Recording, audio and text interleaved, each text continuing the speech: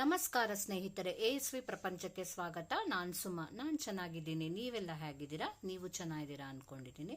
ನಾನು ಇವತ್ತು ನಿಮಗೆ ಒಂದು ಶ್ಲೋಕದ ಅರ್ಥ, ಅಂದ್ರೆ ಈಗ ನಮ್ಗೇನಾದ್ರೂ ರಾತ್ರಿ ಮಲ್ಕೊಳ್ವಾಗ ಈ ಶ್ಲೋಕನ ಹೇಳ್ಕೊಂಡ್ರೆ ಯಾವ ಬ್ಯಾಡ್ ಡ್ರೀಮ್ಸ್ ಬರೋದಿಲ್ಲ ಅಂತ ನಂಬಿಕೆ ಇರೋ ಈ ಶ್ಲೋಕನ ಹೇಳ್ಕೊಡೋಣ ಅಂತ ಅನ್ಕೊಂಡಿದ್ದೀನಿ. ಈಗ ಕನ್ಸು ಅನ್ನೋದು ತುಂಬಾ ಕೆಟ್ಟದು ಅಂತ ಅನ್ಸುತ್ತೆ. ತುಂಬಾ ಒಂದೊಂದ್ಸರಿ ಸಡನ್ ಆಗಿ ಏನೋ ಕೆಟ್ಟ ಕನ್ಸು ಬಿದ್ಬಿಡತ್ತೆ. ಸಡನ್ ಆಗಿ ನಾವು ಎಚ್ಚರ ಆಗ್ಬಿಡ್ತೀವಿ, ಎದ್ ನೋಡ್ತೀವಿ. ಅವಾಗ ನಮ್ಮ ಮನ್ಸಿಗೆ ತುಂಬಾ ನೆಗೆಟಿವ್ ಥಾಟ್ಸೇ ಬರುತ್ತೆ. ಹೀಗೆ ಆಗುತ್ತೇನೋ ಎಷ್ಟು ನಾವು ಅದೆಲ್ಲ ಸುಮ್ಮನೆ ಯಾವತ್ತೋ ಅನ್ಕೊಂಡಿದ್ದು ಬರ್ಬೋದು ಅಂತ ಅನ್ಕೊಂಡ್ರು ಹಂಗ ಅನ್ಸುತ್ತೆ ತುಂಬಾ. ಅದಕ್ಕೋಸ್ಕರ ಯಾವಾಗ್ಲೂ ರಾತ್ರಿ ಮಲ್ಕೊಳ್ವಾಗ ನಾವು ಪಾಸಿಟಿವ್ ಥಿಂಕಿಂಗ್ ಇಟ್ಕೊಂಡೇ ಮಲ್ಕೊಳ್ಬೇಕು. ದೇವ್ರನ್ನ ನೆನ್ಸ್ಕೊಳ್ಳೋದಕ್ಕಿಂತ ಹೆಚ್ಚಿನ ಪಾಸಿಟಿವಿಟಿ ಏನೂ ಇರೋದಿಲ್ಲ. ಸೊ ನಾವು ಮಲ್ಕೊಳ್ವಾಗ ಹೇಳ್ಕೊಳ್ಳೇಬೇಕಾಗಿರೋಂತ ಈ ಶ್ಲೋಕ ಯಾವುದು ಅಂತ ನೋಡೋಣ. ನಮ್ಮ ಮನಸ್ಸನ್ನ ಖಂಡಿತವಾಗ್ಲೂ ನಾವು ಕಂಟ್ರೋಲ್ ಅಲ್ಲಿ ಇಟ್ಕೊಳ್ಬಹುದು ಒಳ್ಳೊಳ್ಳೆ ಥಿಂಕ್ ಮಾಡೋದ್ರಿಂದ.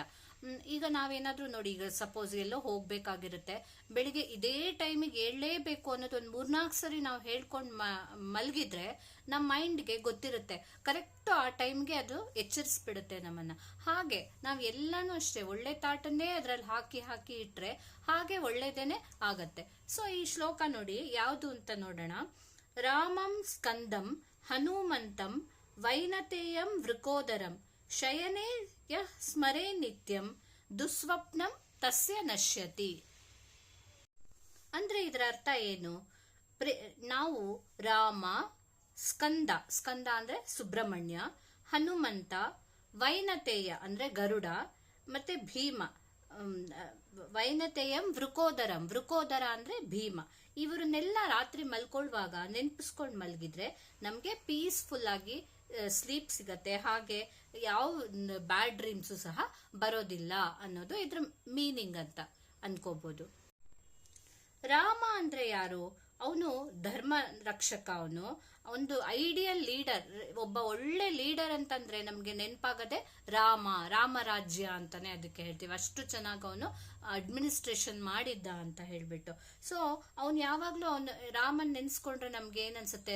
ಅವ್ರನ್ನ ನೆನ್ಸ್ಕೊಂಡ್ರೆ ಒಂಥರ ಪೀಸ್ ಅಂಡ್ ಪ್ರೊಟೆಕ್ಷನ್, ಮನ್ಸಿಗೆ ಶಾಂತಿ. ರಾಮನ್ ನೆನ್ಸ್ಕೊಂಡಿದೀವಿ ನಾವು, ನಮ್ಗೆ ಪ್ರೊಟೆಕ್ಷನ್ ಸಿಗತ್ತೆ ಅನ್ನೋ ಭಾವನೆ ಬರುತ್ತೆ. ಹಾಗೆ ಸ್ಕಂದ ಅಂದ್ರೆ ಯಾರು? ಲಾರ್ಡ್ ಸುಬ್ರಹ್ಮಣ್ಯ ಅಂತ ನಾನು ಆಗ್ಲೇ ಹೇಳ್ದೆ. ಯಾಕೆ ಅವರನ್ನ ನೆನಪಿಸ್ಕೊಳ್ತೀವಿ ಅಂತಂದ್ರೆ, ಹಿ is the commander of divine army. ಅಂದ್ರೆ ದೇವ ಸೈನ್ಯಕ್ಕೆ ಅವರು ಕಮಾಂಡರ್, ಆ ಸೈನ್ಯನೇ ನೋಡ್ಕೊಳ್ಳೋರು.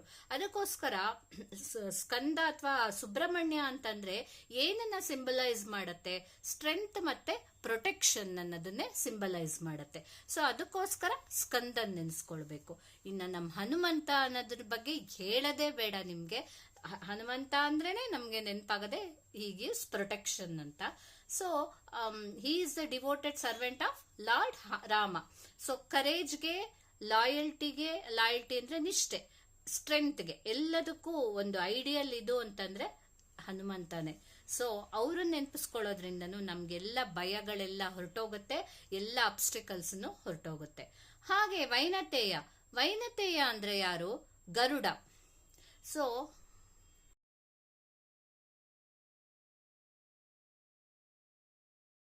ಪಕ್ಷಿಗಳಿಗೆಲ್ಲ ರಾಜ.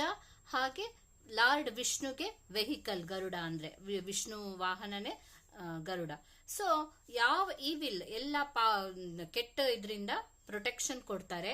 ಹಾಗೆ ಯಾವ ನೆಗೆಟಿವ್ ಎನರ್ಜಿನ ಅಲ್ಲೇ ಡಿಸ್ಟ್ರಕ್ಟ್ ಮಾಡ್ಬಿಡ್ತಾರೆ, ಅಂದ್ರೆ ಸಾಯಿಸ್ಬಿಡ್ತಾರೆ ಅಂತ ಹೇಳ್ಬಿಟ್ಟು ನಾವು ವೈನತೇಯ ಅಥವಾ ಗರುಡನ್ನ ನೆನಪಿಸ್ಕೊಳ್ತೀವಿ. ಇನ್ನು ನಮ್ಮ ಭೀಮ, ವೃಕೋದರ ಅಂದ್ರೆ ಭೀಮ ಅಂದ್ರೆ ಏನು? ಸ್ಟ್ರೆಂತ್ ಅನ್ನೇ ಸಿಂಬಲೈಸ್ ಮಾಡೋದು. So he is the powerful Pandava, known for his strength ಅಂತ. ಸೊ ಅದಕ್ಕೋಸ್ಕರ ಯಾವ ನಮ್ಗೆ ಫಿಸಿಕಲ್ ಅಥವಾ ಮೆಂಟಲ್ ಸ್ಟ್ರೆಂತ್ ಬೇಕಂದ್ರೆ ನಾವು ಭೀಮನ್ನ ನೆನಪಿಸ್ಕೊಳ್ಬೇಕು.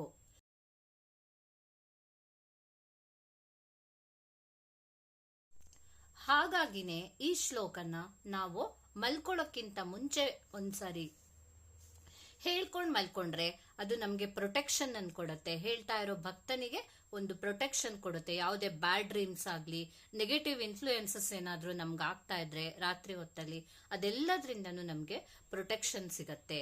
ಸೊ ಇವರನ್ನೆಲ್ಲ ನೆನಪಿಸ್ಕೊಳ್ಳೋದ್ರಿಂದ ನಮಗೆ ದೈವಿ ಶಕ್ತಿ ಸಿಗತ್ತೆ. ಇನ್ನರ್ ಪೀಸ್ ಅಂದ್ರೆ ಮನಸ್ಸಿಗೆ ಶಾಂತಿ ಸಿಗುತ್ತೆ, ರೆಸ್ಟ್ಫುಲ್ ಆಗಿರ್ತೀವಿ ನಾವು. ಸೊ ಒಳ್ಳೆ ಏನೇ ಡಿಸ್ಟರ್ಬ್ ಇಲ್ಲದೆ ನಿದ್ದೆ ಬರುತ್ತೆ ಅನ್ನೋದಕ್ಕೋಸ್ಕರ ನಾವು ಈ ಶ್ಲೋಕನ ಹೇಳ್ಕೊಳ್ಬೇಕು. ಇನ್ನೊಂದ್ಸರಿ ಹೇಳ್ತೀನಿ. ರಾಮಂ ಸ್ಕಂದಂ ಹನುಮಂತಂ ವೈನತೇಯಂ ವೃಕೋದರಂ ಶಯನೆ ಸ್ಮರೇ ನಿತ್ಯಂ ದುಸ್ವಪ್ನಂ ತಸ್ಯ ನಶ್ಯತಿ. ಸೊ ಖಂಡಿತ ನಾವು ಹೇಳ್ಕೊಳ್ಳೋಣ, ಹಾಗೆ ನಮ್ಮ ಮಕ್ಕಳಿಗೂ ಈ ಶ್ಲೋಕನ ಹೇಳ್ಸೋಣ. ಯಾವುದೇ ನೆಗೆಟಿವ್ ಎನರ್ಜಿ ಆಗಲಿ ಅಥವಾ ಯಾವ ಬ್ಯಾಡ್ ಡ್ರೀಮ್ಸು ನಮಗೆ ಬಾರದೇ ಇರಲಿ, ಆರಾಮಾಗಿ ನಿದ್ದೆ ಮಾಡೋಂಗಾಗಲಿ. ನಿಜವಾಗ್ಲೂ ಬ್ಯಾಡ್ ಡ್ರೀಮ್ಸ್ ಅನ್ನೋದು ತುಂಬಾನೇ ಭಯ ಕೊಡುತ್ತೆ. ಸೊ ಅದು ಬಾರದೇ ಇರೋದಕ್ಕೆ ಈ ಶ್ಲೋಕನ ಖಂಡಿತ ನೀವು ಹೇಳಿಸಿ. ಹಾಗೆ ನನ್ನ ಚಾನಲನ್ನು ಸಬ್ಸ್ಕ್ರೈಬ್ ಮಾಡಿ. Thank you.